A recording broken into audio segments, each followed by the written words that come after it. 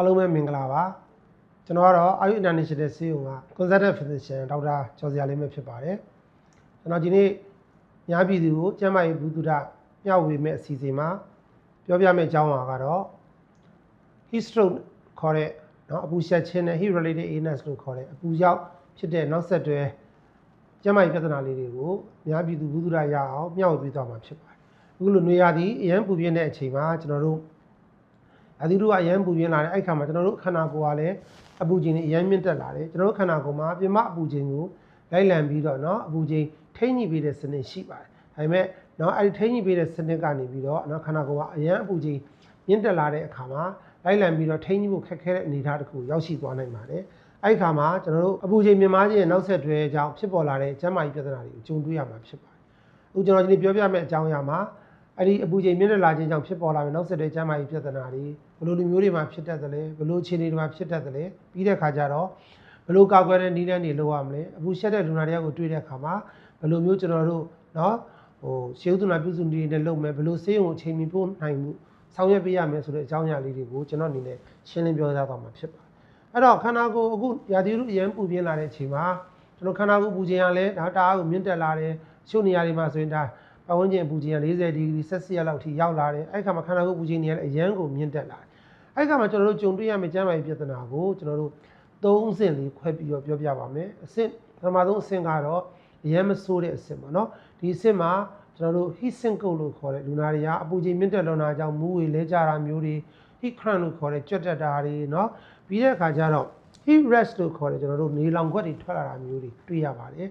ဒီအခြေအနေကအသက်အန္တရာယ်ဆိုရင်ရတဲ့အနေအထားမျိုးတော့မဟုတ်သေးပါဘူးဒါပေမဲ့ဒီအခြေအနေမှာသိမယ်ဆိုရင်ကျွန်တော်တို့ကနောက်အဆင့်2 3ပေါ့เนาะ heat exhaustion တို့ heat stroke တို့မဖြစ်အောင်ဒီအချိန်မှာကျွန်တော်တို့ကအပူဒဏ်ကိုတက်နေတော့ရှောင်မယ်ရိပ်ရတဲ့နေရာကိုသွားမယ်ရေများများတောက်မယ်ဆိုရင်နောက်အသက်အန္တရာယ်ဖြစ်နိုင်တဲ့အဆင့်မရောက်အောင်ကာကွယ်နိုင်မှာဖြစ်ပါတယ်ဒါမှမဟုတ်ကျွန်တော်ဒီအဆင့်လေးကိုပြန်ပြောရင် heat sink လို့ခေါ်တဲ့မူးဝေလဲကြတဲ့အဆင့်เนาะ heat cramp လို့ခေါ်တဲ့ကြွက်တက်တဲ့အဆင့်တွေနောက်အသားရည်မှာနေလောင်ခွက်တွေပေါ်လာတဲ့ heat rash တွေပေါ်လာတဲ့အဆင့်တွေမှာအားလုံးဟာသတိပြုသင့်ပါတယ်ဆိုတာလေးပထမဆုံးကျွန်တော်ပြောကြပြရစီနောက်တစ်ဆင့်ကတော့ကျွန်တော်တို့เนาะ heat exhaustion နောက်တစ်ဆင့်က heat stroke ပေါ့အဲ့တော့ heat exhaustion ဆိုတဲ့အဆင့်မှာတော့အပူချိန်က104 105ဒီဂရီ Fahrenheit ကိုရောက်လာမယ်ခန္ဓာကိုယ်အစမတန်ပူလာမယ်ချွေးတွေထွက်လာမယ်လူကအရန်ကိုနုံးမယ်မူးဝေမယ်အော်အန်မယ်ဒါမျိုးတွေဖြစ်လာသို့တော်လည်းသူ့မှာ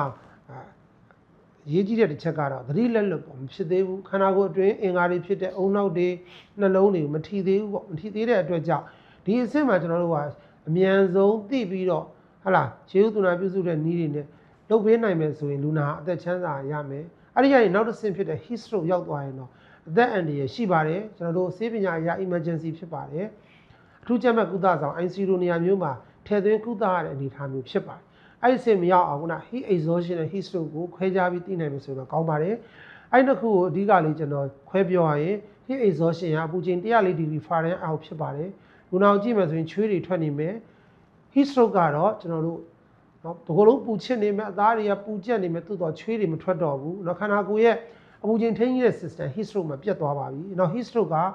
organ failure လို့ခေါ်တဲ့ခန္ဓာကိုယ်တွင်းကလေးစားတွေအုံနောက်တို့နှလုံးတို့ကြောက်ကတ်တို့ထိတဲ့အစဉ်ရောက်သွားပါပြီအဲ့ဒါဆိုရင်တော့ heat stroke ဆင်မှာတော့ဘာဖြစ်လာမလဲသတိလက်လွတ်တွေဖြစ်လာမယ်နော်စီးထွက်တာတွေနည်းလာမယ်နှလုံးခုန်နှုန်းတွေအရမ်းမြန်လာမယ်သွေးပေါင်ချိန်တွေကျလာမယ်လူကတခါတည်းစကားပြောတာဘလုံးထွေးတွေဖြစ်လာမယ်တက်မယ်သတိလက်